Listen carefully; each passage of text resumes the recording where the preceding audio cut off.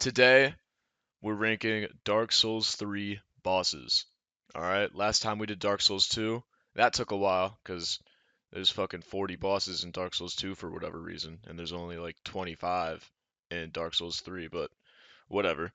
Um, this one will be a lot shorter of a ranking, but this is where in my opinion, the boss quality takes a huge upscale in quality. Like the bosses in Dark Souls 3 compared to Dark Souls 2 are just they just blow Dark Souls 2 bosses out of the water. Even Dark Souls 1 bosses, like a lot of the Dark Souls 3 bosses are just so fucking peak. It's it's probably the only game I would say that contends with Elden Ring and it even makes it a close fight in terms of who has better bosses. You know what I'm saying? Usually I would say Elden Ring, but there are a ton of phenomenal bosses in um Dark Souls 3. Let's get right into the Dark Souls 3 boss tier list. So, starting off, I don't know why this is out of order. Starting off the list, we have the tutorial boss.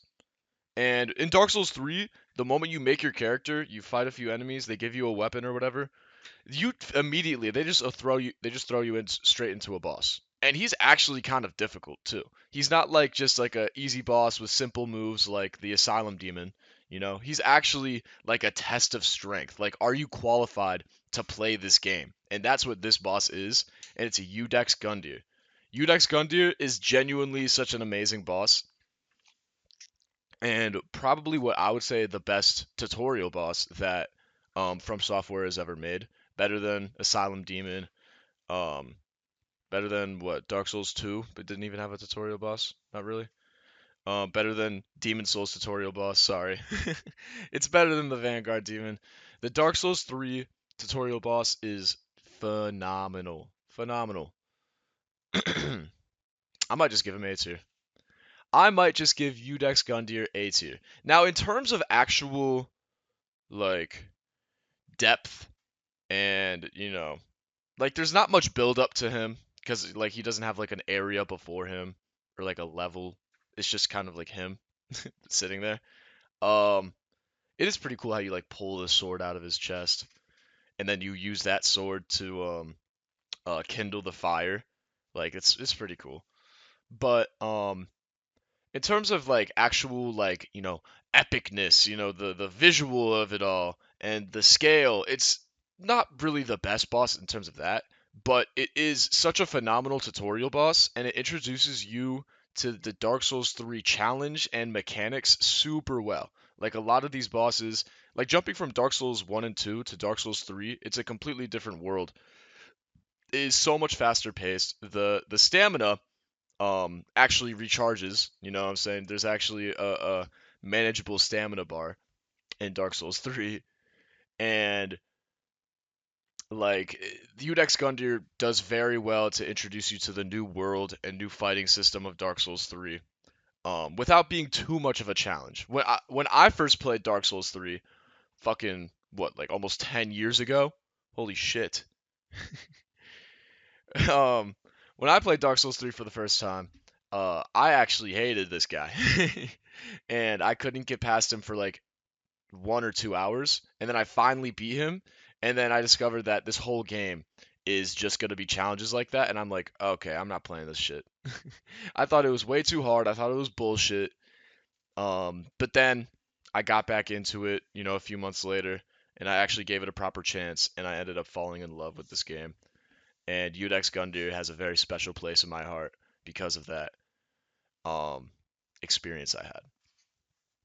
So he's going in A tier, phenomenal boss, and he's not quite S tier. Like I said, he doesn't have that, he doesn't have like a crazy cool cutscene or like any dramatic lore or like any crazy moves. Um, but like he's just really fun. All right, and he holds a special place in my heart. Um, So the next boss you fight after Udex Gundyr, you kindle the flame, you talk to a bunch of NPCs, and then you go to the High Wall of Lothric, and you fight. Where is he at? Here he is. Vort. Let's put it in order real quick, because there's Vort, and then there's what? This guy, the tree, there's the Crystal Sage, and then probably. Oh my god, dude, this is so out of order. Where's like the Abyss Watchers? Hello? Oh, here they are. Fucking mouse was right over them. Like Deacons. You know, it would probably be something like this. This is the order. Yeah, Wolnir or something. Uh, yeah, Sullivan. There you go. That's more like it. Okay. Anyway, after Udex Gundyr is Vort of the Boreal Valley. And there's two Boreal Valley enemies, or at least bosses with that title in their name. And Vort is probably the lesser of the two, but he's still a good boss. He's fun. He does frostbite buildup. He can teleport. He goes like into when you do a lot of damage to him, he starts like charging all over the arena. And his boss soul, I mean, you saw in my playthrough of Dark Souls 3, his boss soul actually gives you such a good weapon. It's unbelievable. Like the mace that he uses is crazy. So he's not quite good as Udex Gundyr. He doesn't hold a special place in my heart like Udex Gundyr does. I like Udex Gundyr's move set a little more. Um, I think he's a little more fun. And this boss suffers from being a little too big, like a lot of bosses do. So he has like some sweet spots that you could stand in where he can't really hit you and you could do a ton of damage to him. If you stand like right in his fucking pussy and just keep punching that shit, then he can't really do much about it. You know what I'm saying? There are some ways to like, exploit him that make him a little less fun, but he's still a pretty good boss. Still looks really cool. And the soundtrack is iconic. The soundtrack to Vort. Hold on, let me look up Vort of the Boreal Valley soundtrack. Because this shit is like phenomenal, by the way. I mean, to be fair, most of the soundtracks, all of the soundtracks in all of the From Software games are just so good. If you haven't like just taken the time to listen to some of this stuff, it's actually like peak music. I swear to God. Um, but Vort of the Boreal Valley has one of the most iconic soundtracks in all of From Software Souls history, and I'm sure you've heard it before. Here we go. It's definitely here, like right here. So you're fighting him, he's fucking moving all over the place, and then he starts teleporting, and then this shit plays.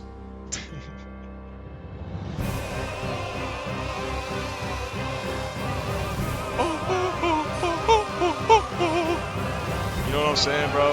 Like, this shit is crazy. So, his soundtrack, I'm not gonna lie, it's so fucking good. You gotta put him in B tier at least. Alright? Vort is a B tier fight. Just for the soundtrack. It's so iconic. And it's great. It's great. I love it.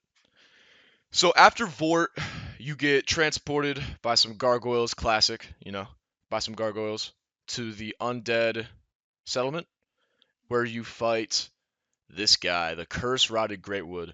He's an optional boss, but I will say, he's not a terrible fight. He's just kind of like, what the fuck? Like, why am I fighting a living tree right now? And he's just jumping around with his ball sack out. You attack his nut sack, and uh, like literally, that's what happens. Once you get to his second phase, the floor breaks from under him. Like he slams the ground so hard that the floor breaks, and then he grows a fucking third arm out of his pussy and starts smacking you around with it, which is pretty interesting. And this boss has like a weak point mechanic where certain parts of his body do a lot more damage than hitting him regularly. So that is interesting, and I do think that a weak point mechanic on a boss is a good idea if done correctly. In the Dark Souls 2 um tier list, I mentioned the weak point mechanic on bosses like Duke's Dear Freyja, and I think that that boss executed it well. The Demon of Song executed a weak point mechanic very well as well. And this boss I don't think executes it as good as those guys. I mean, at the end of the day, he's just a tree with arms, so his design isn't very fun. Um, the weak point mechanic I think has been done better in other bosses. Like they could have executed it better. But I do like the phase transition and how low key gross this tree is. I kind of like that shit. Like I'm a little freaky like that. You know what I'm saying? I like it when it's like, you know what I'm saying, like gross and shit. I like that shit. So, he also has ads, but they're pretty like they don't really do anything. And it's only at the beginning of the fight, so it's not really that big of a deal. Um, he's just another example of one of those bosses that's too big for his own good as well. If he was just like a little bit smaller, maybe this would be a better fight because it wouldn't be as janky and clanky. Um, like he's so big to the point where it's like sometimes you don't even see like what he's gonna do next or where the moves are coming from. You just have to assume like, okay, I've been next to him for a little while now. I'm probably gonna run away. That's not really intuitive. You know what I'm saying? That's not really like a fun way to fight a boss. Like it's fun when you see an attack coming and then you dodge it based on timing and it's like, yeah, I dodged that shit. Or like when you have to, get a combo down because the boss is like, it's like a tough ass combo, but you memorize it and you do it. Like I like that, but with this type of boss, it's too big for its own good. You're attacking his toes or his pussy, and you don't see his arm coming swooping in, grabbing you, and fucking slamming you against the ground. So I don't know. I'm not a huge fan of this boss. My brother, who's played this game as well, would probably say that this is a C tier boss. I'd be willing to give it C tier if it was just a little smaller and um the weak point mechanic was actually executed a little better. In the second phase, when that third arm grows out, it's actually a weak point as well, which is cool, which is really cool.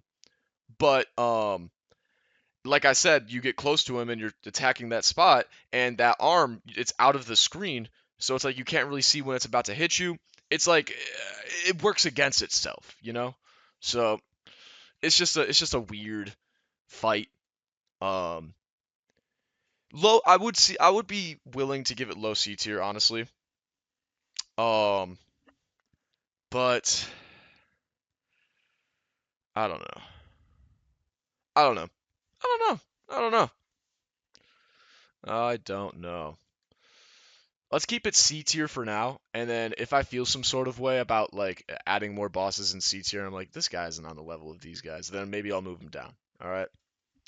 Here we move on to an actual D tier boss, the Crystal Sage. I like how it's getting progressively worse, but I promise, this game has good bosses. Um, the Crystal Sage, honestly, it's just an annoying fight. The constant teleporting away, the the guessing game on which is the real one. It was cool when they did it with Dark Lurker and Dark Souls 2. I think they executed it properly then, like the whole cloning mechanic, and you have to guess which is the real one. But with Crystal Sage, it's so annoying because they just keep teleporting away and just shooting magic at you. Like it's just I've never liked bosses, personally. I've never liked bosses that just run away and either shoot you from afar or just have like their fucking ads do the work for them or some shit, or like they summon someone to do the work for them. I've never liked bosses like that. And Crystal Sage is no exception. All he does or she does is just fucking shoot magic at you, teleport away, clone herself. All of her clones shoot magic at you. It's just a really annoying fight. It's not completely F tier. I can think of worse bosses than Crystal Sage. But it's definitely an annoying fight. It not something you look forward to. Um, and honestly, kind of a forgettable fight. But she's not completely F tier. I could think of worse bosses in this game. All right, D tier. But luckily, after Crystal Sage is a phenomenal fight. A phenomenal fight in whoo, the Abyss Watchers. I think we all know where that's going. It's S tier. It's just an S tier fight. When I first fought these guys, it was just phenomenal. And the way the fight goes is it's just one guy at first, right? And he's attacking you, and he's kind of tough. You know, maybe you die to him a couple times in his first phase, but then you get him down to um, low health, and other guys start spawning in, and then you get him down to half health, and then like all of a sudden like two or three other guys just start jumping you, but then they also start attacking each other, and it's like you're super confused, like what the fuck is going on? And then he starts wielding fire and starts doing all these fire things. And it's like what the fuck? And then it's just crazy. It's just an absolutely hectic fight that just keeps ramping up, and I have no complaints about it. It's literally so much fun. When I played it on stream, I low key like destroyed him. I didn't realize how overpowered my character was with the fucking Vort's hammer or whatever the fuck. But holy shit, like I beat his ass on stream. Usually the fight doesn't go like that with me, but that was definitely a an overpowered moment I had when I was playing. But usually I would struggle with this guy, especially when I first fought him. Crazy, crazy boss. So much fun, and I love how they look too. I like their hats. They're so cool, and the lore is pretty sick too. They're called the Abyss Watchers, I think because they've been fighting the Abyss for like hundreds of years or something, and they've lost their minds to it. You know, just like how Artorias lost his mind to the Abyss as well back in Dark Souls 1. So in Dark Souls 3, I think they were assigned to watch the Abyss and make sure it stays contained, and they lost their mind doing so. And after you defeat them, you head down into the catacombs where the Abyss is. Um, but before we head down there, there's a detour you can take to the church or the cathedral of the deep, and this is where you fight the deacons of the deep. So yeah, um, Abyss Watchers S tier. Enough said. The deacons of the deep, though. Deacons of the deep, it's D tier. It's D tier. It's really not that good of a fight. It's definitely a little less annoying than Crystal Sage, though. Probably a little better than Crystal Sage, I would say. My god, my nose. Has anyone had a fucking runny nose lately? Ugh. Um, whatever.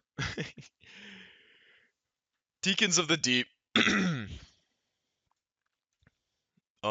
It's kind of just like a gank fight, but like the gank kind of sucks. Like they don't really attack you, like they aren't like chasing after you, constantly attacking you, which would be fucking terrible, by the way. Don't ever suggest that again. But they kind of just like sit there with their little candles and they're like breathing fire at you or like hitting you with their books and shit.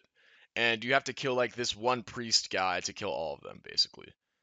And it's really just a bunch of. I mean, I could show you. Ooh, not. There we go. Okay, that's not a good picture. Deacons of the Deep. I mean, it's just like a big group of them.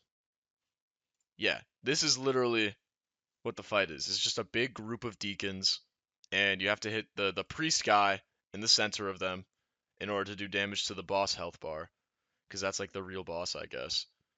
And I will say the arena you fight them in is pretty. It looks really nice. Um, but yeah, this is it. This is literally it. This is literally it. It's so funny. There's not much to the boss fight. It's really easy. You know what I'm saying? I'm saying it's not as annoying as Crystal Sage because it's really easy. But there's not much to it at all. It's a forgettable fight.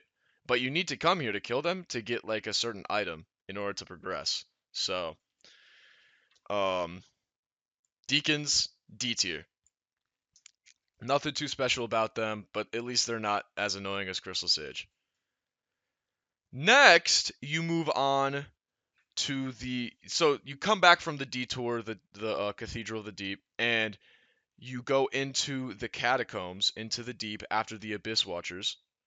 Um, and the Abyss Watchers were guarding this area because it's like super evil and everything. And you find this guy. His name is Wolnir. High Lord Wolnir. He's a big ass skeleton.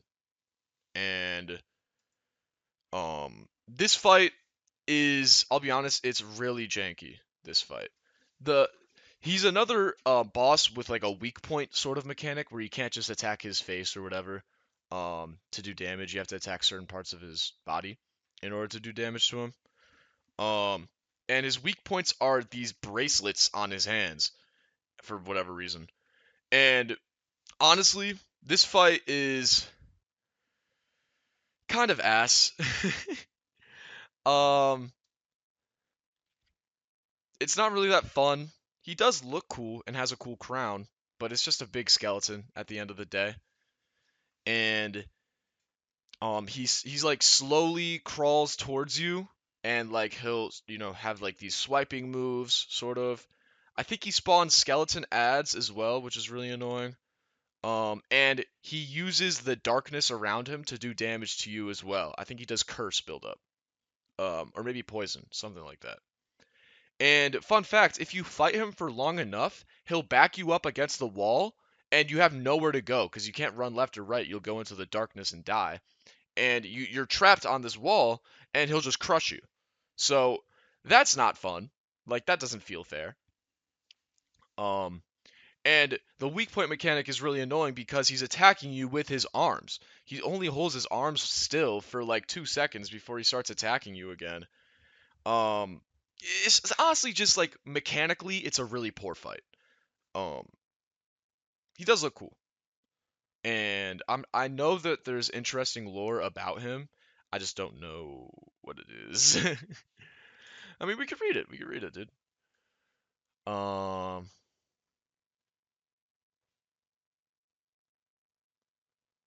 Lore? No, dude, I don't care about strategies about fighting this guy. Lore theories. Wilners does not seem to control of the abyss. Instead fears it. Once the bracelet is destroyed, yeah, that's true. Once you destroy his bracelets, he's devoured by the darkness.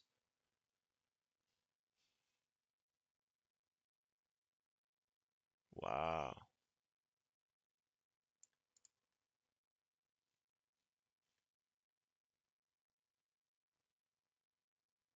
Interesting. So, yeah, he's like some sort of abyss guy, you know? Or actually, I didn't mean to delete that. There we go. Okay. So Wolnir, I think, is gonna go into D tier. His fight is just super janky, and he's honestly just as annoying as Crystal Sage, in my opinion. He does look a little cooler though, because he has a cool crown. But that's about it. But at least he's like, the Deacons are easy, at least. They're just like an easy fight that's kind of forgettable. This guy is actually a little frustrating, and it's not in a fun way. So, but after him, you can cut back and destroy the bridge that leads to him and get taken to the Smoldering Lake, which is like a really cool area because I think it's a reference to Dark Souls 1, the Ash Lake. And in Dark Souls 1, if you go all the way down below Blighttown through the tree roots, you discover this Ash Lake that has like all of these trees off in the distance, like super high up, and it's just covered in water. It's super cool. It's a really cool area. And I think in Dark Souls 3, what this serves as is like there's some sort of fire happened or like lava took over the place, and it's now a smoldering lake. And all of the catacombs, and you'll see like statues or ashes of Capper Demon, Asylum Demon. You'll see like Dark Souls 1 assets in this area, but they're no longer, you know? It's really cool. And the boss you fight here is like Old Demon King or something. What's his name? Yeah, oh, Old Demon King. He does look pretty cool, but I don't know. The fight itself is kind of boring. He only has a few moves, like 4 or 5 moves, which is saying a lot. If this was a Dark Souls 2 boss, this would be probably an A tier boss. But he swings his hammer around, he shoots fire. He's pretty simple. I would definitely say he's a better fight than the tree, but there's still not much to him. Um, he's just kind of boring, simple, like, and it kind of makes sense why he is this way, why he's so simple, because you get the feeling that this guy is so fucking old and ancient that he could be a Dark Souls 1 boss. You know what I'm saying? If you saw this guy in Dark Souls 1 instead of Dark Souls 3, you wouldn't even question it because he has a similar design to a lot of the um like sort of lava area bosses like the Ceaseless Discharge or the Centipede Demon. Like he has a similar design to those guys, and he only has about 4 or 5 different moves. So he has the same moveset as those guys as well. And like I wouldn't be surprised at all if I saw this boss fight in Dark Souls 1, which makes sense because he's an ancient old dragon king. So it kind of makes sense with the or demon king rather. It kind of makes sense with the lore, you know? He's I still think he's a better fight overall than the Curse Rotted Greatwood. Does that thing have a face? Hold on. It just looked like he had a face. In this picture, doesn't it look like he has like a nose. His eyes are right there. His mouth is right there. I'm tripping. I'm tripping. Anyway, so after you do that, that's just a little side area, another optional boss. After you do that, you move on to probably the prettiest part of the game, one of my favorite areas. Actually, probably my favorite area of the entire game, Irithyll of the Boreal Valley. And it's super pretty. It's snowing. The moon is out. It's moonlit. And here is where you fight Pontiff Sulyvahn. And Pontiff Sulyvahn is an amazing fight. All right, I'll say it. He's an amazing fight. Honestly, oh, I don't know. I don't know. Is he as good as Abyss Watchers? I think so. I think so. Honestly, I think the one this might be a personal thing, but the one thing I have with this guy is the whole 2 swords and like one is fire and one is ice or like one is fire and one is magic. Like that whole sort of trope. It happens with a lot of bosses when you think about it, you know? It happens with Pontiff Sulyvahn. It happens in the same um game as Dark Souls 3. It's the same thing with Dancer. It happens with Relana from Elden Ring, the DLC. Like this theme that they have, that From Software has with bosses, where they have 2 swords and one is magic and one is fire, or one is ice and one is fire. Like it's a little tired, but that's just a small nitpick I have with the boss. Everything else about him is honestly a lot of fun. All right. Granted, you can cheese him and exploit him if you know how to parry. It's not that hard to parry him, especially because he does the same first attack every time. That's super parryable. If you're able to do that, you've basically won the fight. But if you choose not to parry him, you're gonna have an amazing time with this guy. He is such a fun fight. First of all, the arena you fight him in is this beautiful church. All of these just like beautiful like chairs and like ceilings and drapes and windows and statues. That's art. That's not actually the. Okay, yeah, it's just him. Arena. Yeah, this is what I'm talking about.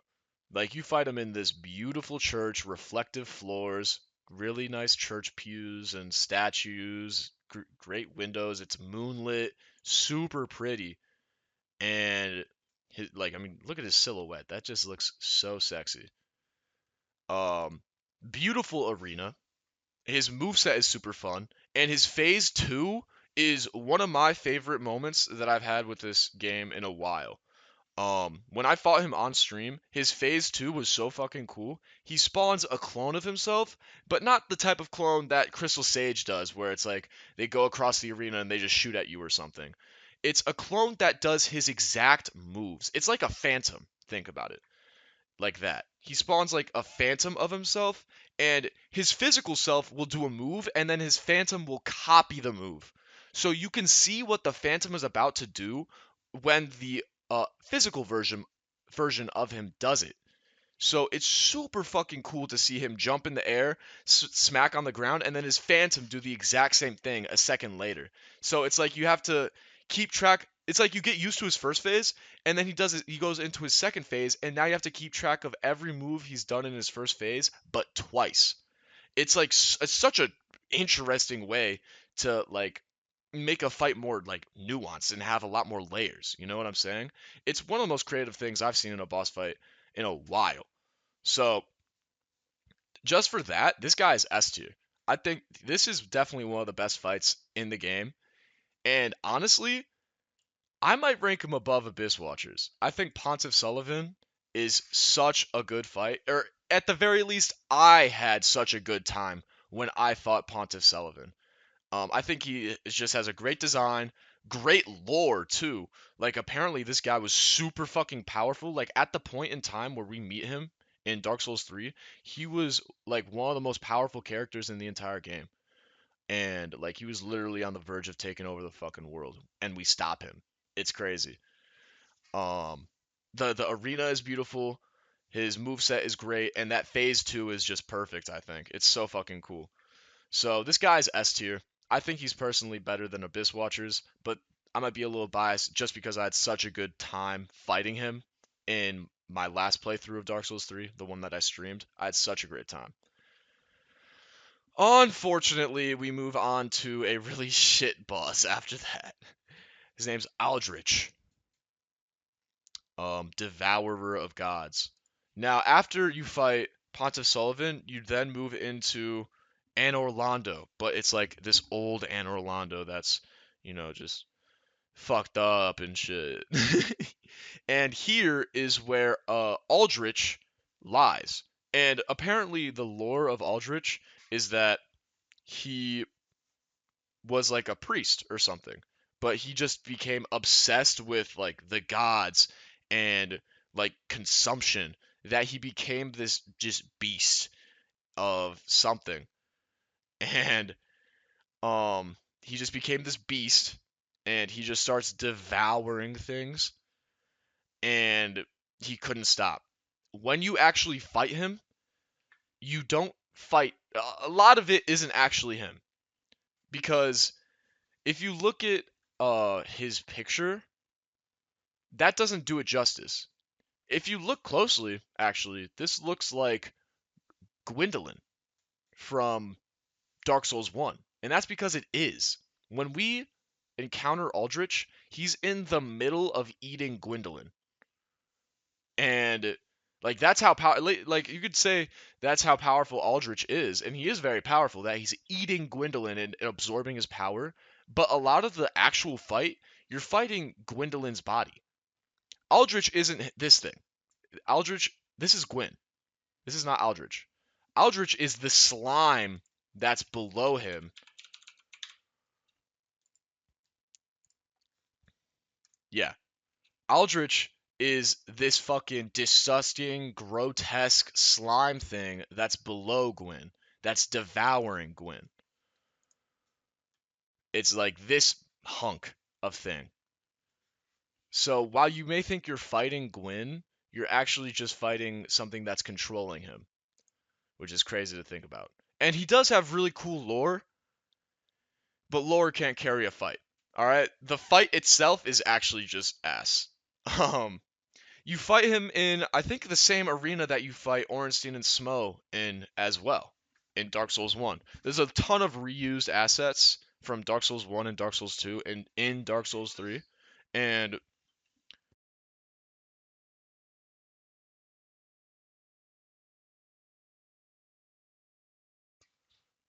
there's a ton of, sorry about that. There's a ton of reused assets in Dark Souls 1, Dark Souls 2, that are in Dark Souls 3, and people will call it lazy, but I think it's really cool world building. The fact that, Anor Londo is, no longer what it is. In Dark Souls 1, you take out um Gwendolyn and the sun turns out it was an illusion and everything, and now it's all dark. And then you come back in Dark Souls 3 and the moon is still out, it's only moonlit, and you're re-exploring Anor Londo, and you fight Aldrich in Ornstein and Smo's arena. I think that's pretty cool. But the actual fight itself is just not good. It's just not good. All right. And I'm actually very tempted to give this guy F tier because while on stream, I didn't really struggle with this guy that much. When I was playing it with my brother a few years back, we were playing it, and you know how it goes, we're drunk and shit. When we were playing it, we just had the worst time with this guy. Like, he has this fucking like arrow move where he shoots arrows in the sky and they just constantly follow you. It's not a fun move to dodge. You just have to constantly run away. And even then, it's like impossible to dodge because they still hit you, even when you're running as fast as you can. You can't roll through them because you'll just get hit after your roll. And they just constantly fall down. So it's just a really annoying move to deal with. Aldrich is constantly running away as well and casting that spell. It's so fucking annoying. And when he does fight you, he just like swipes his fucking staff back and forth and then he'll run away again. You know what I'm saying? Like mechanically, he's a really annoying fight. Not fun at all. But the lore is so fucking cool. I don't want to give him F tier because the lore is so fucking cool. And you fight him in Ornstein and Smo's area, and it's super fun to learn about that. But the fight, not fun at all. I might give him F tier. It's just that the thing is with me, when I fought him in my most recent playthrough, it's not as bad as I remembered. And I think because of that, I might not give him F tier. I think I'll give him the bottom of D tier. But he's the worst boss so far that we've ranked. He's the worst boss. Um, but yeah, he's not fun. At least in my playthrough, I didn't struggle with him. He was just kind of a forgettable boss. But he's definitely way more annoying than Crystal Sage is. So,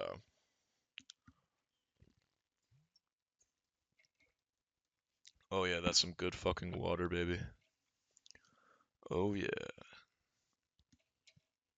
Anyway, after that, we move on to the Profaned Capital, which is honestly kind of like a small area. There's not really much to do in it. But you do fight Yorm in the Profaned Capital. And it ties in with Siegward. That's his name? No, or is it Siegmeyer? Is it Siegward or Siegmeyer? I don't know.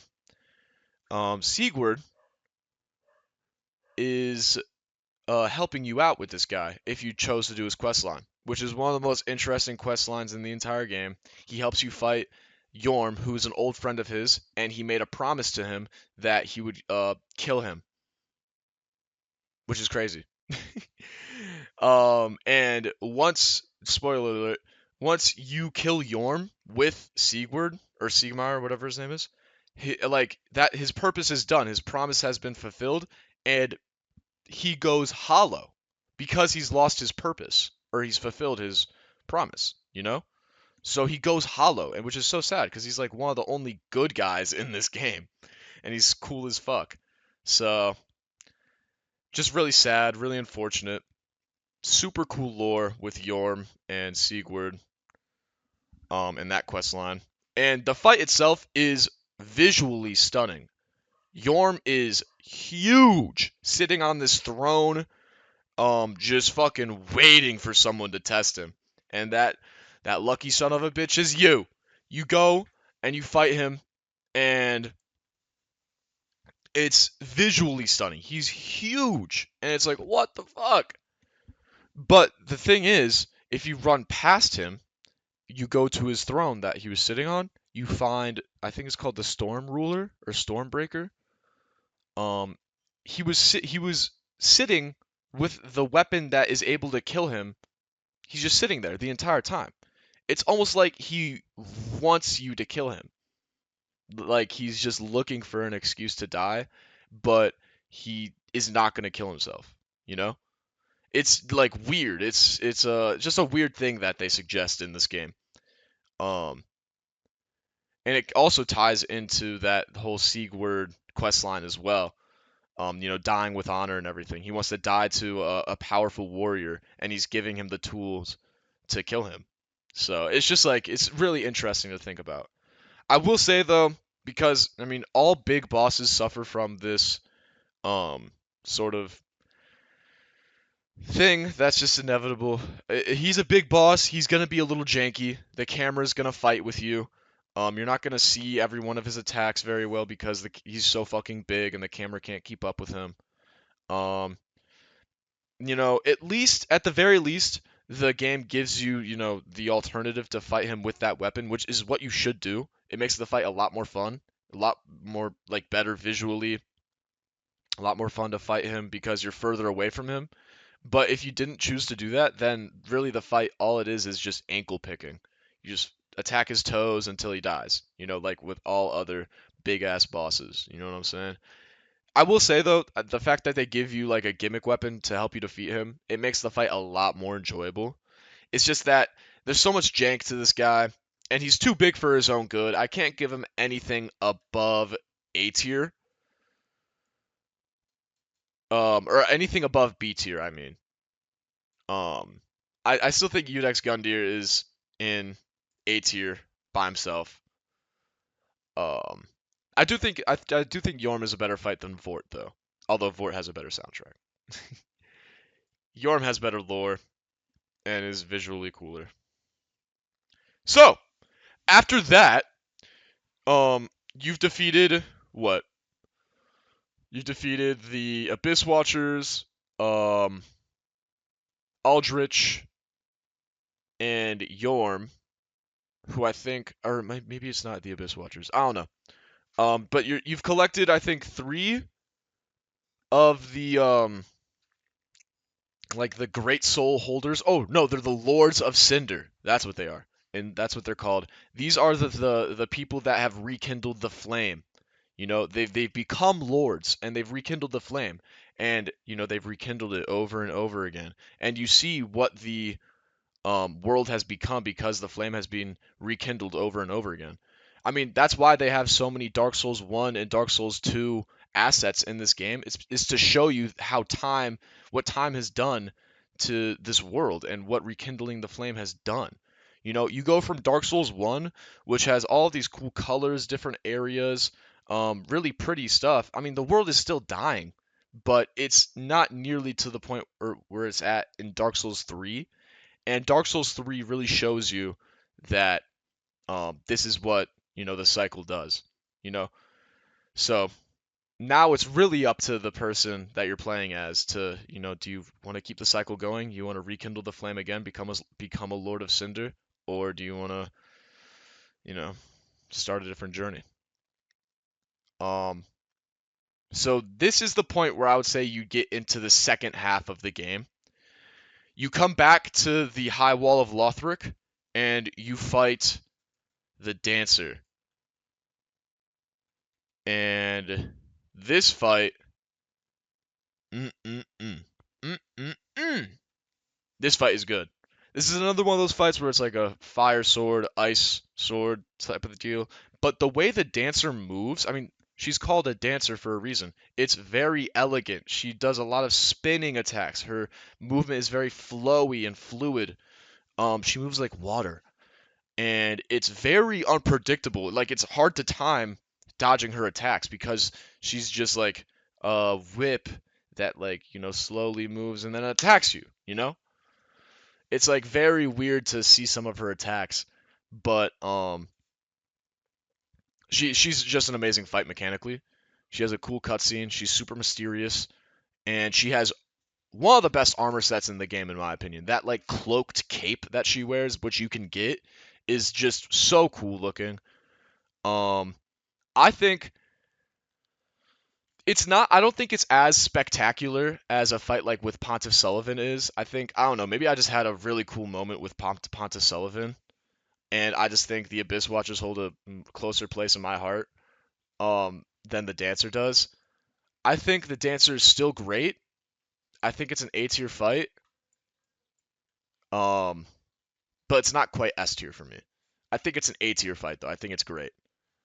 But not quite as good as Udex Gundyr. So after Dancer, you start to move into the High Wall of Lothric, the later part of it, and then halfway through there, you fight Dragon Slayer Armor. And I'll be honest, this is another one of those fights where it's just like, oh, it's a guy in armor, and it's just like, okay, she just looks like a regular dude. You know what I'm saying? I mean, his name is literally Dragon Slayer Armor. He's not even like personified by the game. He's just a hunk of armor according to the game. You know what I'm saying? Um, and he fights like that as well. He's nothing too special. I will say he does look cool. His armor looks cool, and the arena is nice, like how it looks, with the sky and everything. And his fight is fun, but it's nothing too special. I think this is another B tier fight. I'd probably put him in between Yorm and Vort. It's nothing too special. It's still fun, but it's just a basic guy in armor. You know what I'm saying? This feels like it should be a Dark Souls 2 fight. You know what I'm saying? Because Lord knows how many fucking just another guy in armor boss fights that Dark Souls 2 has. You know what I'm saying? So, but that's besides the point. So after Dragon Slayer armor, um, oh, we have a few bosses. Hold on. After Dragon Slayer armor, or actually technically before Dragon Slayer armor, I think you can fight Osiris and Udex Gundyr or Champion Gundyr. So maybe I went off track a little bit. But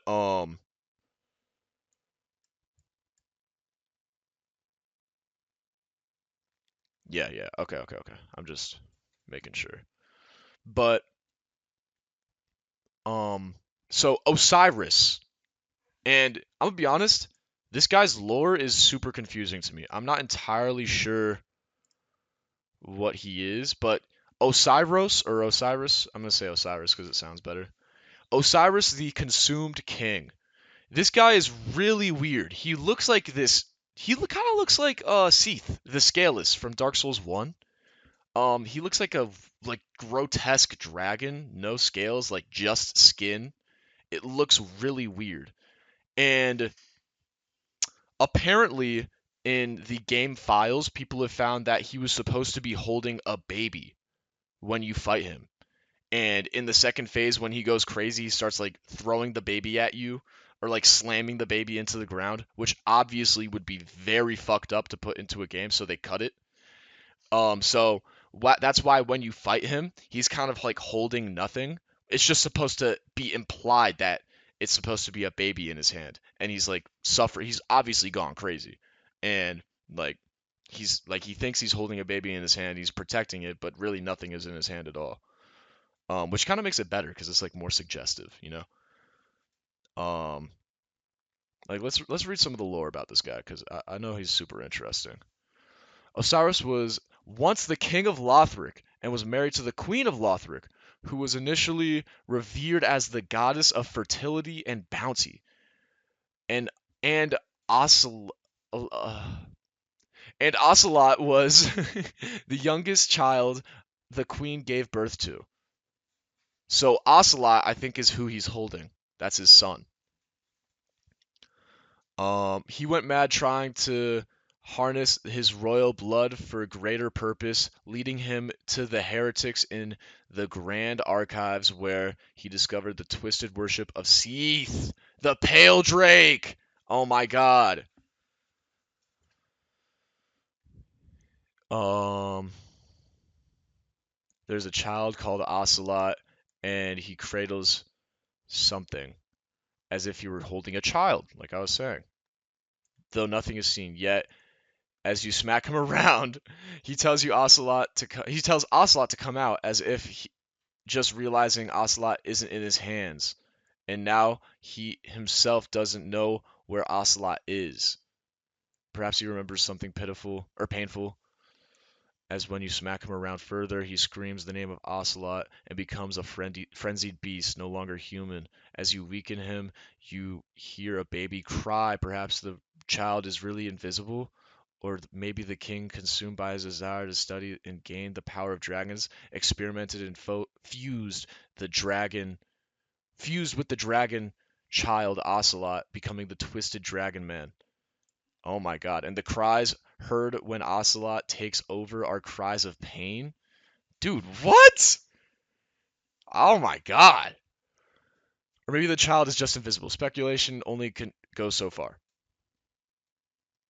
Oh my God.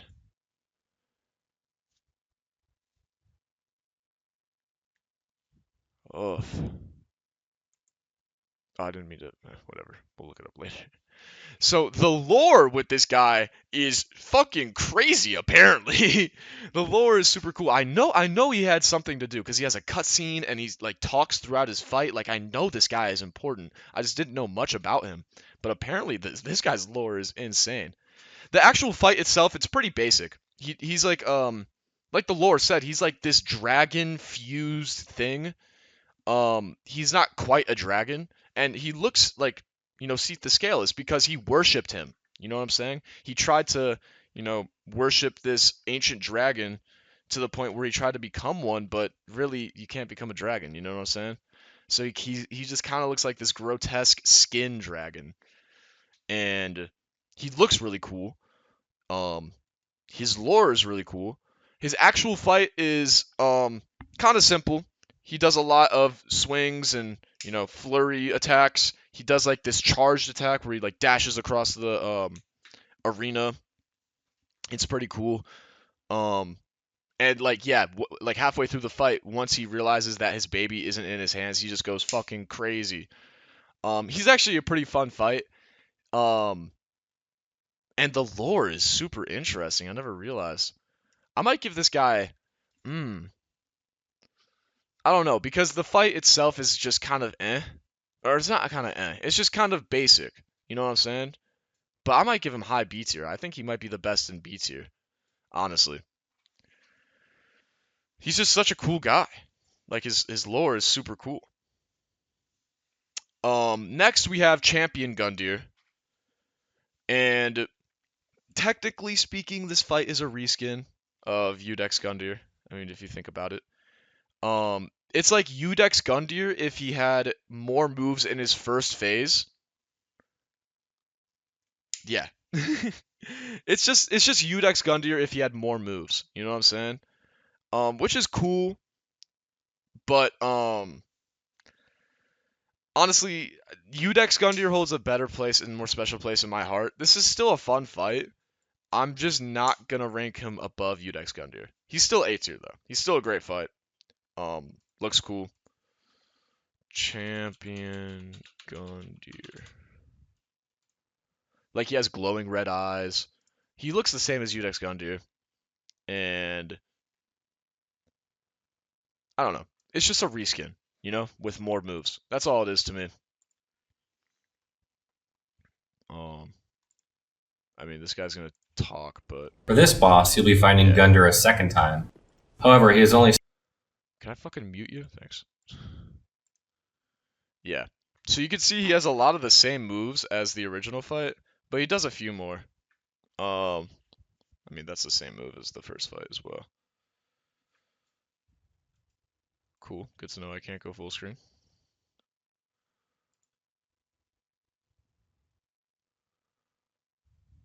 Yeah, you can just see he's just a lot more aggressive with this fight. That's a new move.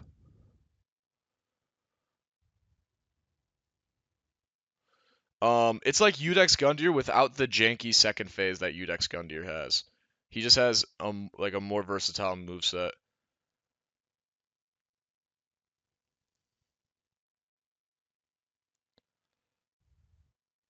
So yeah, that's all it is. He's just more aggressive, has more moves. Notice we don't have a single F tier boss yet. We'll get there. Don't worry, we'll get there. Um,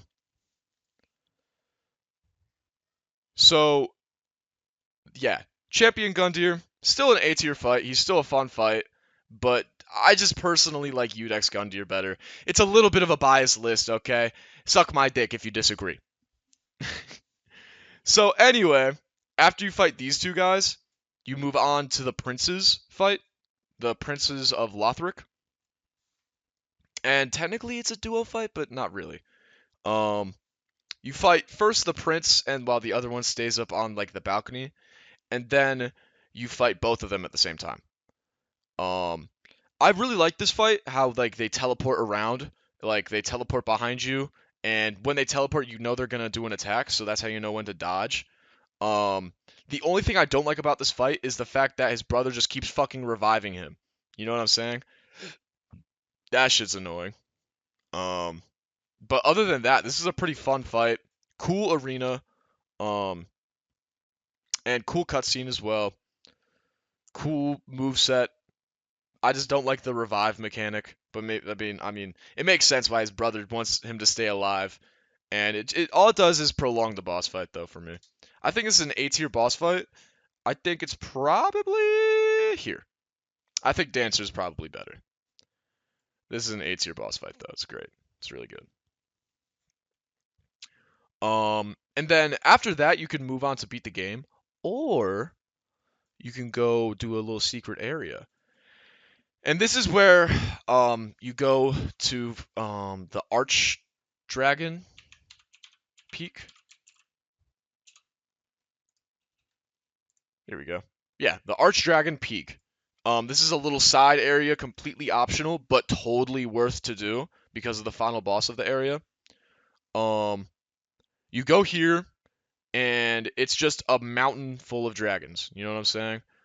And it's also has snake people, I guess, for whatever reason. But um, super fun fight. Oh wait, what the fuck am I talking about? I'm already thinking of the final boss of the area. But the first fight of this area is actually not a super fun fight at all. Fun fact. Um, you know how dragon fights are supposed to be this epic thing in this game? I mean, this game is fantasy. And the first thing you think of when you think of like medieval fantasy games, you think of dragons.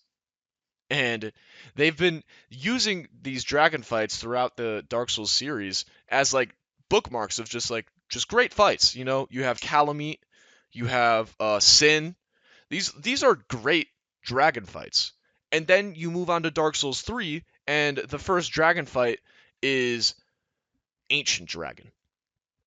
And this guy has fucking been breathing flames at you the entire fucking game. So that's cool, I guess. But Ancient Dragon is a complete gimmick fight. You could fight him legitimately and like just poke at his toes, but that's not fun either. Either way you choose to fight him, whether you choose to do the intended way or like the fucking bang your head against a wall way where you just poke at his toes until he dies, whichever way you choose, it's a bad fight.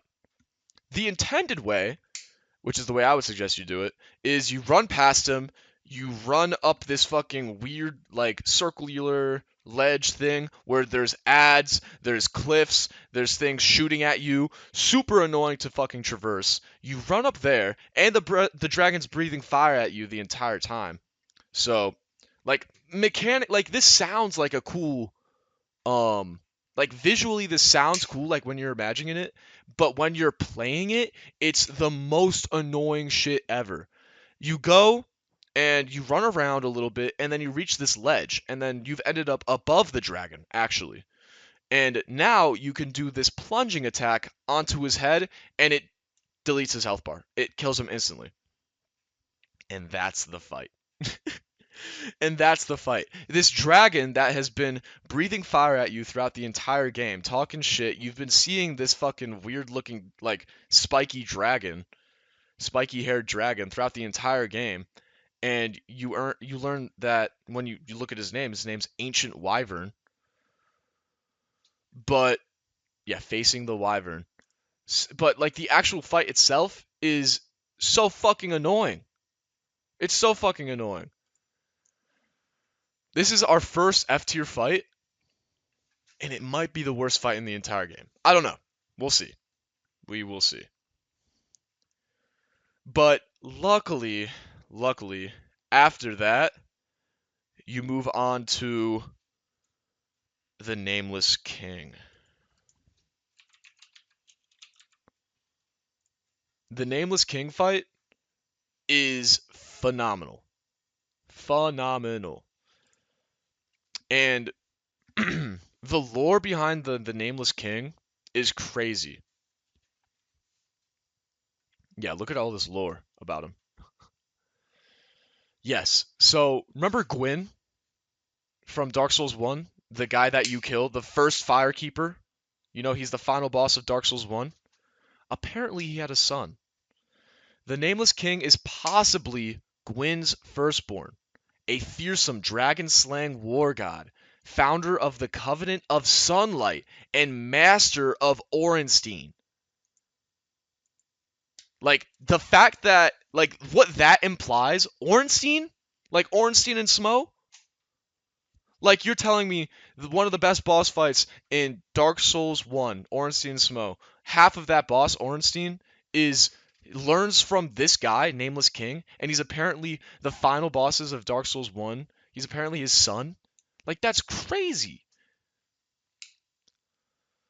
From the time of Ancient Lords, wait, of the Ancient Lords that had his deific status revoked. Wow. His name stripped from the annals. Okay. According to the lore of the Nameless King's armor, soul, and weapons, he was a dragon-slaying god of war, light, heir of lightning, that sacrificed everything to ally with the ancient dragons, taming a Stormdrake who fought him in countless battles. So that's why he's able to wield lightning.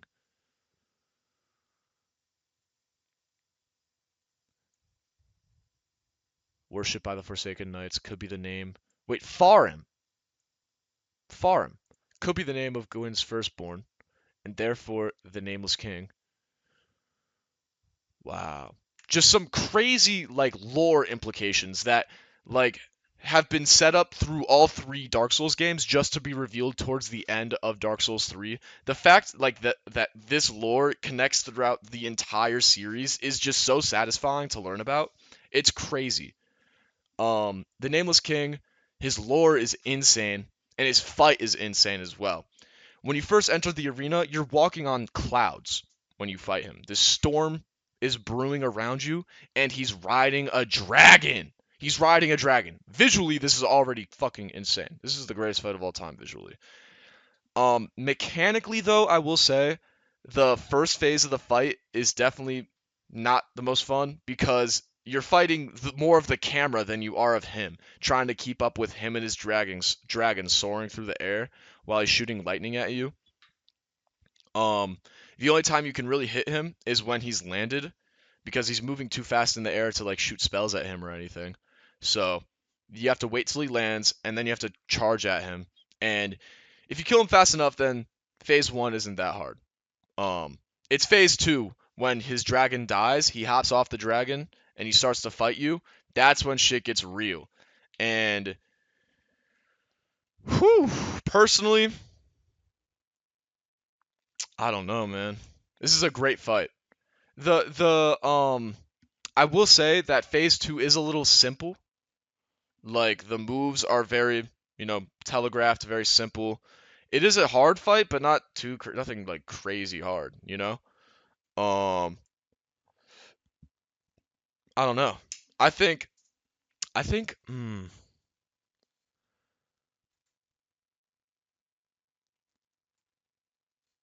thinking S tier, but I like Pontus Sullivan better. I might be a little biased, dude.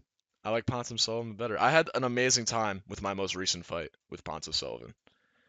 Nameless King, still an amazing fight though. I think this is S tier. The only um criticism I have of this fight is just the first phase and the fact that you're fighting more of the camera than him. But that's not a huge complaint. That's more of like a nitpick. The fight overall is great. The lore is crazy. The arena is cool as fuck. He's just a great fight, and I would say he's better than any of these in A tier. Oops. I would say he's better than any of these bosses in A tier, and probably a little better than Abyss Watchers. So after that, you could beat the game, but we have DLC to get through because there's two DLCs in Dark Souls 3, and one of them, I mean, they're both good, but one of them I like way better than the other. But we'll do the worst one first. So, you know how in Dark Souls 1 there was the painted world of Ariamis? Well, in Dark Souls 3, there's the painted world of Ariandel. And you meet this guy who is looking all weird, which will be important later. But he's bent over at the deacons and he's praying, and then he shows you this like um painting, this piece of a painting, and it transports you to the painted world of Ariandel. Just like how the painting in Dark Souls 1 transported you, once you touched it, it transported you to the painted world of Ariamis, which is where you fight that freak bitch with her toes out.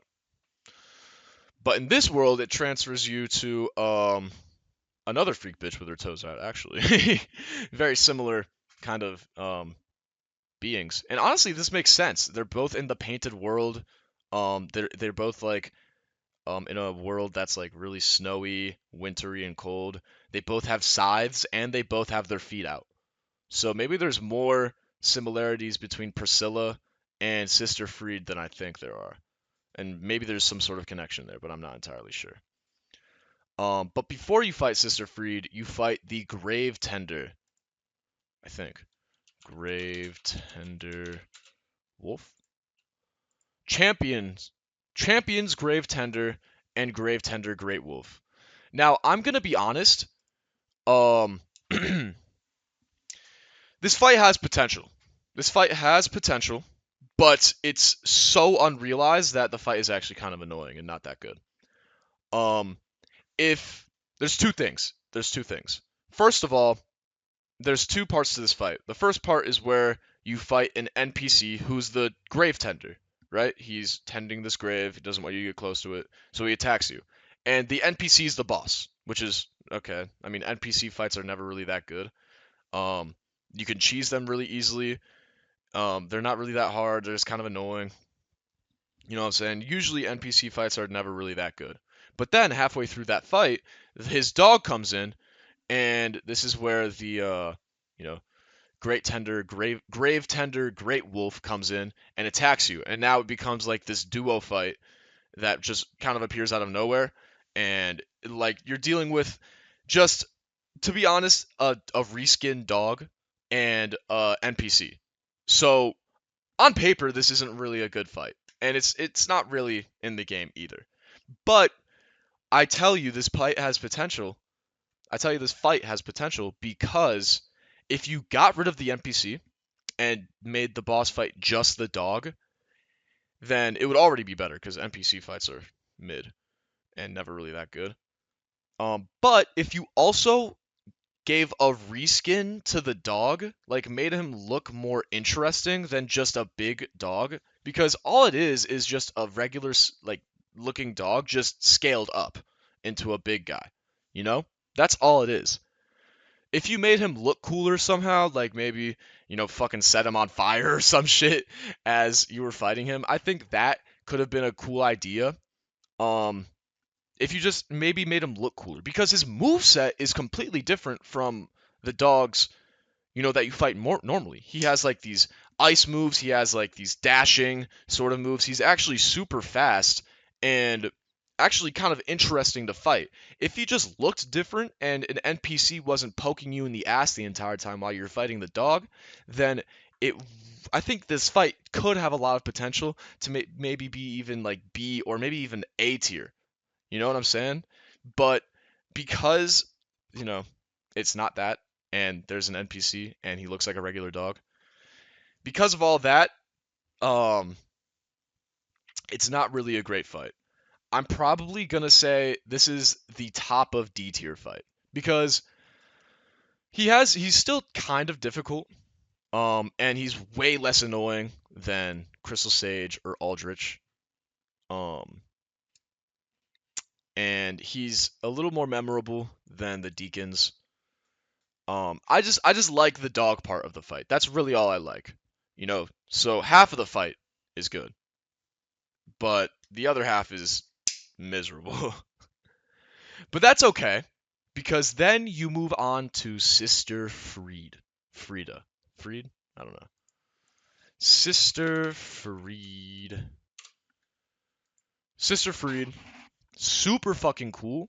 And I was about to say the only boss fight with only 3 phases in the entire From Software series, but that's false because there's a few. There's like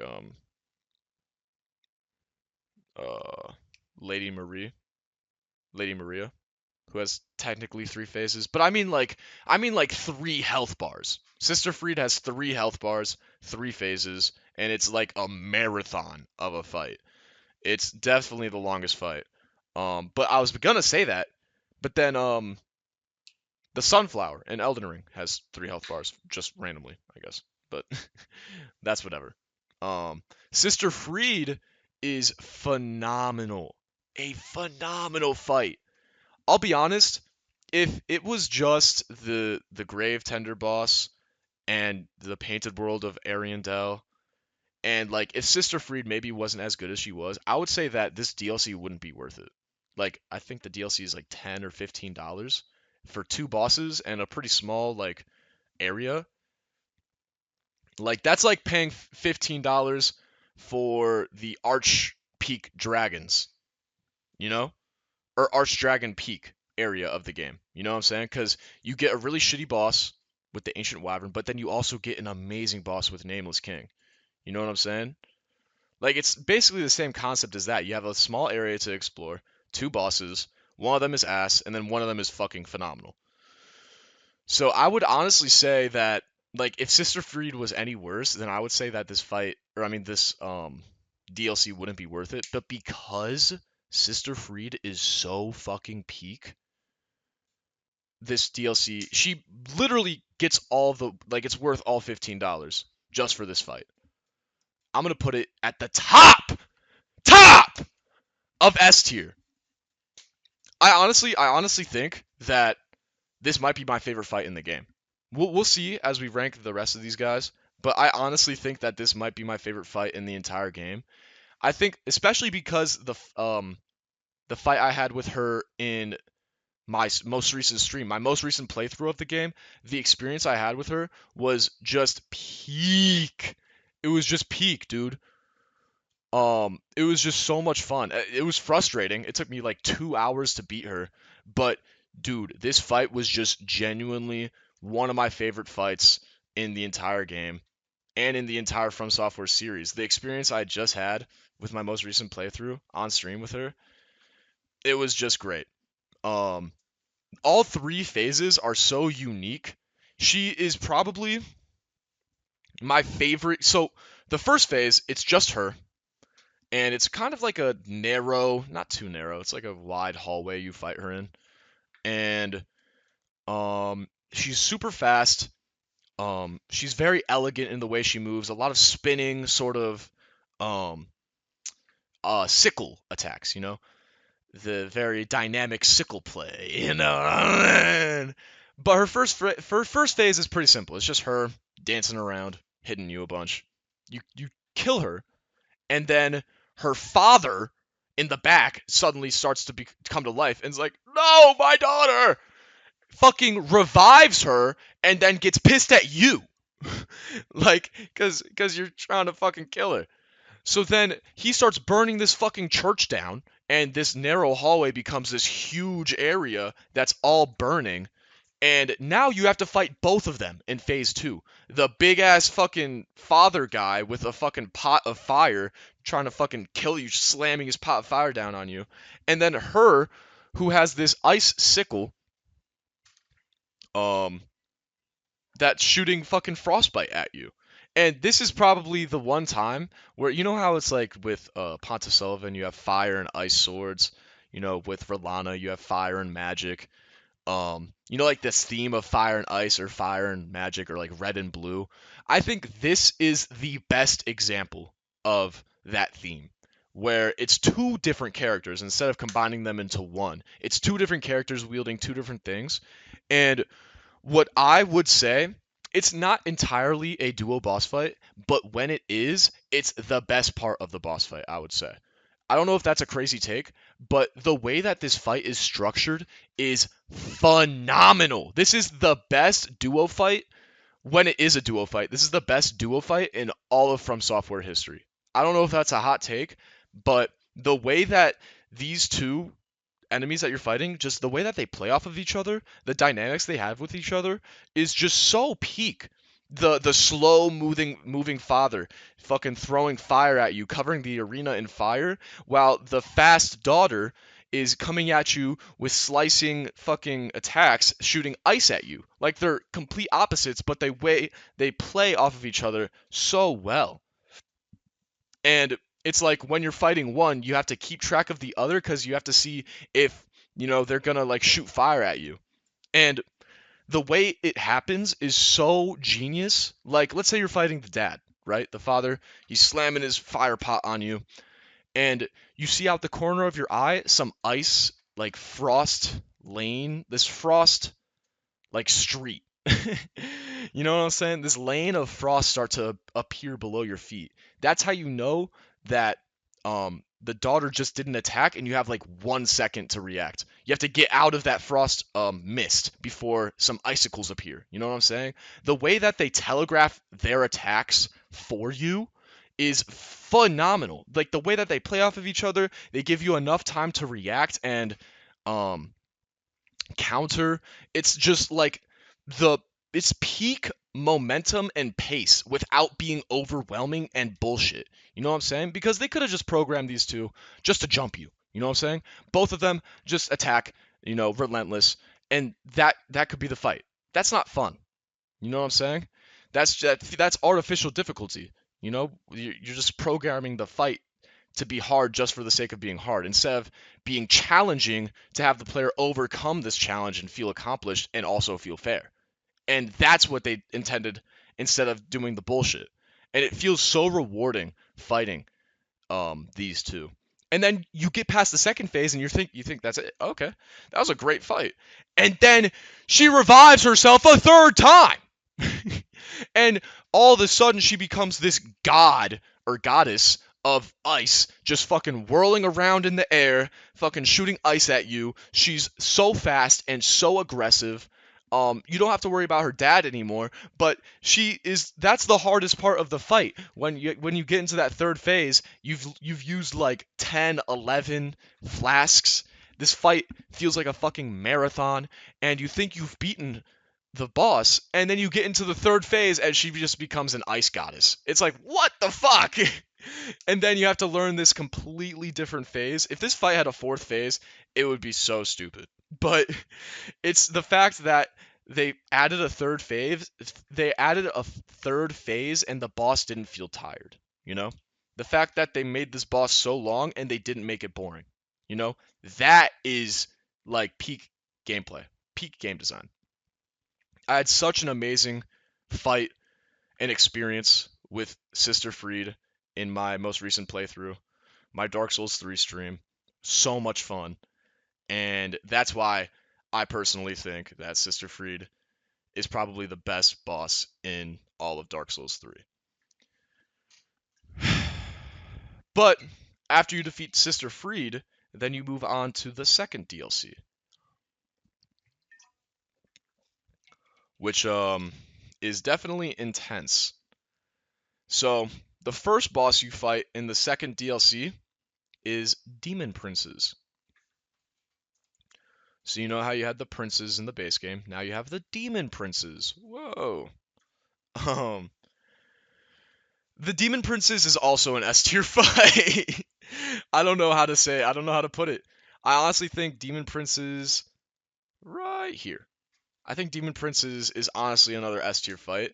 And if you think that, the duo fights couldn't get any better, here's Demon Princes, an amazing duo fight. And I could explain why this fight is amazing and why it's an amazing duo fight, but I would literally just be repeating myself. The same thing I said with Sister Freed and her duo applies. They aren't, obviously they don't look the same and they don't play the same, but all of the same points that I said about Sister Freed and her duo part of her fight apply to the Demon Princes and their duo fight.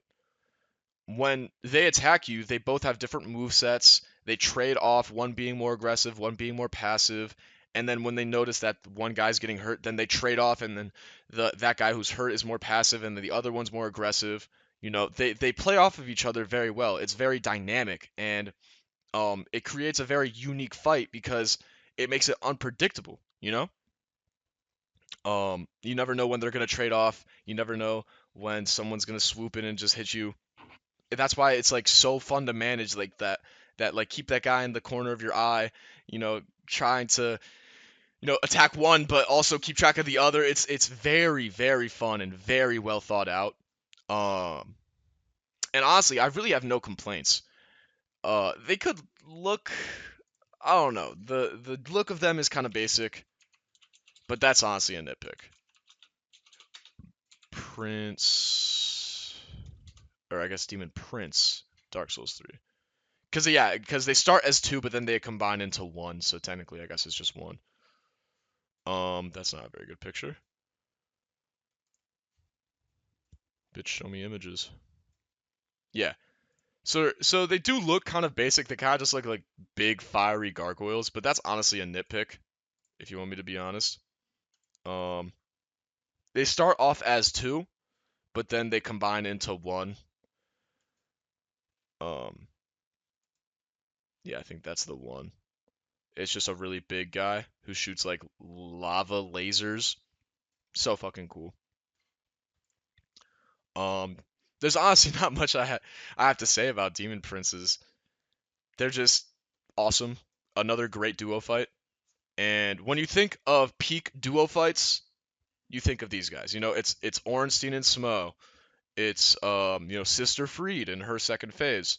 And then it's, Demon Princes. Like you think of peak duo fights, you think of these guys. So that's all I have to say.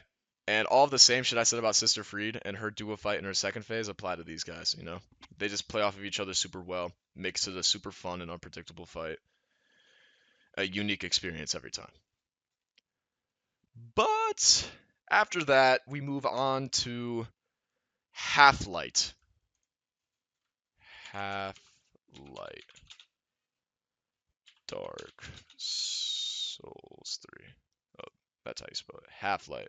Spear of the Church. Dark Souls 3. Now, this guy is really interesting. Throughout the Souls series, even in Demon Souls, they've always had this experimental boss where if you're playing online, then the boss has a chance to spawn as a online invader. In Dark Souls 2, you had the Looking Glass Knight, who when he slammed his mirror down, he could spawn an NPC. And most of the time, I mean, I was playing offline, so it's just an NPC, but he has the chance to spawn an online player that's an actual real person. So that's like they've been experimenting with this throughout the entire game. They do it in Demon Souls as well. Um, but every single time they do it, I feel like the idea just falls flat. I mean, a lot of the time, people aren't going to be playing this game online anyway. The game is fleshed out to be a great single player experience. Don't get me wrong. It has a great multiplayer base as well, like community, and people play these games on multiplayer all the time. It's just not a huge population, and the co-op and the multiplayer and the invasion system, um, it's just not for everyone. A lot of people have problems with it. So do I. So it's just the games aren't known for being multiplayer. So if you're playing online, um, a lot of the time it's just not going to summon a real person. You know what I'm saying? Like a real person has to be available and willing to fight in this boss fight in order for um you know in order for you to actually fight a real player. So most of the time, either if you're not playing offline, even if you're not playing online, or even if you're not playing offline and you're playing online, most of the time you're not even going to fight a real person. So it's just going to be an NPC, which NPC, like I said, NPC fights aren't really that fun. They're not real people. They're really easy to cheese, and they're honestly not that difficult. They're just kind of annoying, you know? And that's all this boss fight is. It's just an annoying NPC, and that's really it. This is an F tier boss. I will say though that this is a better fight than Ancient Wyvern. This is still an F tier boss though. I'm sure when you do get the off chance that a real player does spawn, then that's a fun fight, because real players fight differently than NPCs. It's going to be more intense. It's going to be a lot more of a fun fight. But most of the time, like I said, it's just going to be an NPC. And that's kind of the case with a lot of these sort of experimental fights where they want to bring the online player base and include it into this boss fight. I like what they're trying to go for. They just never executed it properly. You know what I'm saying? In any of their games, they've never really executed it properly. Um, so yeah, this is an F tier boss. The actual NPC fight itself is not good, and maybe on the off chance that you do get a real player, then cool. Cool. But it's not fun. Luckily, though, the last three of these bosses are straight just phenomenal. Okay? They're just phenomenal. The next fight we move on to is Midir. And oh my god, is Midir just a phenomenal fight. Midir is arguably, Dark Eater Midir is arguably the best dragon boss fight in all of From Software history. I personally wouldn't say so, but a lot of people would. And I see why. It's just an amazing fight. It's like this secret boss that you have to go behind a couple of hidden walls and then drop down a fucking huge ass like cliff just to fight. You fight him in this like super dark, not super dark, but you fight him in this like purple dark cave, and the Dark Eater Midir, he like the lore I think is that he's literally eating the abyss, and wow, that's it. Like I think the lore is that he like eats the abyss and he like goes crazy, and when he sees you he just fights you on sight. And his fight is just so fucking phenomenal. It's so fucking good.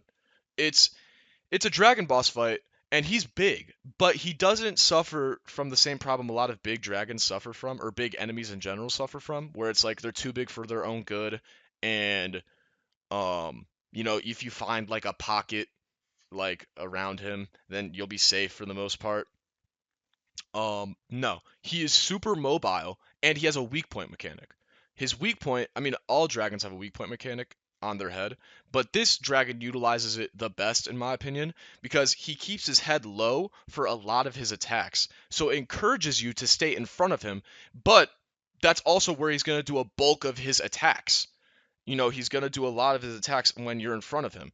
So you need to stay in the range of his attacks in order to do the most damage to him. If you try to fight him with his toes, like you try to attack his toes or whatever, then it's not going to work out, you know? It's not going to work out because it does barely any damage. You're supposed to be attacking his head. So you attack his head, he's doing a shit ton of damage, and he's super mobile. He's constantly running around. He's not the type of dragon to fly. He's the type of dragon to like dash across the arena, do a big fucking swipe move across you, and then he'll attack you like swipe, swipe, head bash or whatever. He'll try to bite you. He's super mobile. It's not like a dragon that just like sits there. He's like, nah, he's super mobile, and you have to hit his head. So that combo makes him into like one of the few big enemies that actually it's really hard to cheese and is actually designed very well. You know. He also has a fucking laser attack. That's sick. Like dragons shooting lasers. This guy's automatically S tier. This guy is automatically S tier. So I think I'm gonna put him. Right here. He's an S tier fight. Amazing dragon fight. One of the best dragon fights of all time. But personally, I like Sister Freed's fight a little better. I think I might just be a little biased because my most recent playthrough, when I fought Sister Freed, I just had an amazing time. So maybe that's just me. But personally, I think Sister Freed's a little better. But next, we move on to Slave Knight Gale. And Slave Knight Gale's lore is even cooler. He arguably has the best lore in the entire game. Slave Knight Gale, if you remember back in the Deacons of the Deep, you come across this guy, he's praying to a shrine, and he shows you this torn piece of art, this torn piece of paper that has art on it. And you touch it, and then you get transported to the painted world of Ariandel, right? That's the same guy as this, Slave Knight Gale. Let's look at his lore, because he has some fucking interesting lore. No, where's his lore? Slave Knight Gale attacks. Trivia. Trivia? What? Lore theories, here we go. So, he's the same missionary being sent out by the painting woman to bring her the blood of the dark soul for her canvas. He originally helped the player begin the quest line, right, in the Cathedral of the Deep, but this does not seem to recall the player he doesn't seem to recall this memory when you fight him. He is seen feasting on the pygmies in the hopes of obtaining the dark soul. However, due to this, he is seen to have lost his sanity and part with his humanity. When damaged enough, he bleeds the what? When damaged enough, he bleeds the is blood of the dark soul. Okay, well I think that's a typo. This is all part of a questline of Painted Woman. Led him back to. When defeated, he drops blood of the Dark Soul, which can be brought to the Painted Woman in order to paint a new world. So yeah, um, it's really like I see this thing online sometimes where it's like, this is the epitome of two nobodies fighting in the end of the world. Like that's literally what this is. It's just two complete nobodies fighting over nothing while the world is ending. Like it's such an epic piece of lore. He's looking for the dark soul. He's like, "Oh, what is that famous line? Give me that, your dark soul." Slave Knight Gale dialogue. Jesus Christ, I can't spell for shit. Hand it over. That thing, your dark soul. Like that's like what? It sounds funny, but it's a lot cooler when he says it. This is an S tier fight. This is another S tier fight. I personally think this is a little better than Midir. Just because I just like the idea, and I like the mechanics as well of just two people fighting. Not NPC people, like unique humanoid, you know, humanoid person that is in the shape of a human, but they may attack them completely differently than an NPC would, you know. Um, I love his moveset. It's just a straight up fight. He has a fucking super cool crossbow that shoots rapid fire. Like what the fuck? He spawns these like demon uh pustules or whatever the fuck that come at you and do damage. He's super fucking fast. He goes up in the air, slams down. He's like, and you're like, what the fuck? Such a fun fight. S tier. I really don't have to say much. Like you guys saw the fight. You guys know what's up. Like this is an S tier fight. This is an amazing fight. But unfortunately, after that, we only have one boss left, and it's the final boss of Dark Souls 3. Because after Slave Knight Gale, you kill him, and that's the end of the DLC. You have to go back to the base game, and you have to finish the job. And the final boss fight is the Soul of Cinder. And I want to start by saying that the soundtrack to this fight is so beautiful. The callback to Dark Souls 1 soundtrack. Hold on. Gwyn soundtrack. So, you remember this? Wait till it loads. Do you remember this soundtrack? This iconic soundtrack from the final boss of Dark Souls 1. That little piano riff. Ah, dude! Like, this is just iconic. And this song explains, like, through just the song alone, it explains so much about the final boss of Dark Souls 1. And then, Dark Souls 3 brings it back. Lord of Cinder soundtrack. And then he doesn't bring it back quite the same way. Obviously the soundtrack is different, but bro, this is Soul of Cinder, that's what I meant, not Lord of Cinder. But when you in Dark Souls 3, you get to the final boss, his name is Soul of Cinder, and you start to experience a lot of the same themes that you experienced in Dark Souls 1. It's like, oh, should I just continue the cycle of death and misery? Like, look at the world around me. You know, I've been exploring this world the entire time, and I've been seeing nothing but pain. And it's the result of this fucking flame that people keep rekindling. So, you come across the same choice that you came across in Dark Souls 1. Like, should I really rekindle this flame and become another cog in the cycle? Or should I, extinguish the flame and begin a new journey? But the journey, you don't know where the journey is going to go. You're going to begin a new age of dark. You don't know what's going to happen. And like all these like emotions start flooding your brain, and all of these, like you start to remember what happened in Dark Souls 1. You're fighting a Lord of Cinder in Dark Souls 1. You're fighting a Lord of Cinder in Dark Souls 3. And you're fighting him. The music, the choice of it all, the intensity, and then you hear this.